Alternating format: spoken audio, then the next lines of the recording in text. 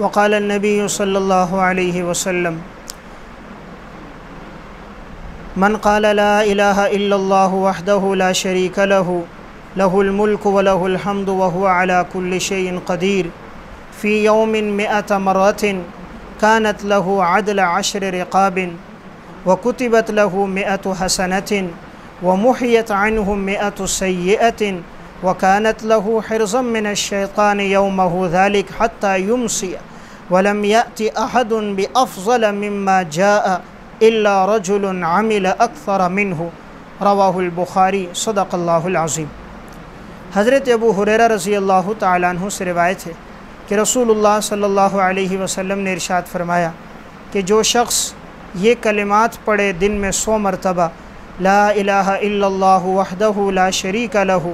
لہ الملک ولہ الحمد وہو علی کل شیء قدیر، جو دن میں 100 مرتبہ پڑھے گا تو اللہ رب العزت اسے 4 انعامات سے نوازتا ہے۔ نمبر 1، کانت لہ عدل 10 رقاب، اس آدمی کو 10 غلاموں کے آزاد کرنے کے برابر اجر و ثواب ملتا ہے۔ نمبر 2، وَكُتِبَتْ لَهُ 100 حَسَنَةٍ، اس کے لیے 100 نیکیاں اللہ کے ہاں لکھ دی جاتی ہیں۔ نمبر 3، وَمُحْيَتْ عَنْهُ 100 سَيِّئَةٍ، اس کے 100 گناہوں کو مٹا دیا جاتا ہے۔ نمبر 4، وَكَانَتْ لَهُ حِرْزًا مِّنَ الشَّيْطَانِ يَوْمَهُ ذَلِكَ حَتَّى يُمْسِيَ، یہ شخص پورا دن شیطان سے محفوظ رہتا ہے، شیطان سے اس کی حفاظت ہوتی ہے شام تک۔ وَلَمْ يَأْتِ أَحَدٌ بِأَفْضَلَ مِمَّا جَاءَ، اور کوئی شخص اس سے اس دن افضل نہیں ہو سکتا مگر وہ الا رجل عمل اکثر منہ، مگر وہ آدمی جس نے یہ عمل اس سے زیادہ کیا ہوگا وہ اس سے افضل ہوگا، ورنہ اس سے افضل کوئی نہیں ہوگا۔ تو اندازہ کیجئے کتنا مختصر عمل ہے اور کس قدر اجر و ثواب ہے۔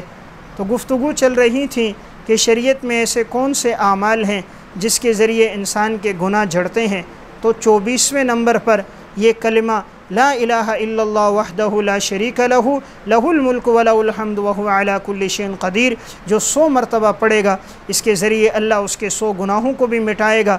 اور 100 نیکیاں بھی لکھی جائیں گی، 10 غلاموں کے آزاد کرنے کا ثواب بھی ملے گا، شام تک شیطان سے بھی محفوظ ہوگا، اور اس دن سب سے افضل یہی ہوگا الا یہ کہ وہ شخص جو اس سے زیادہ یہ عمل کرے۔ تو بہت آسان ہے اور اس پر انعامات بہت زیادہ ہیں، تو گناہوں کو مٹانے والا ایک عمل ان کلمات کا اہتمام کرنا ہے۔ اس لیے ہم کوشش کریں دن میں 100 مرتبہ ان کلمات پڑھنے کا اہتمام کریں اور اپنے معمولات میں اسے لے کر آئیں۔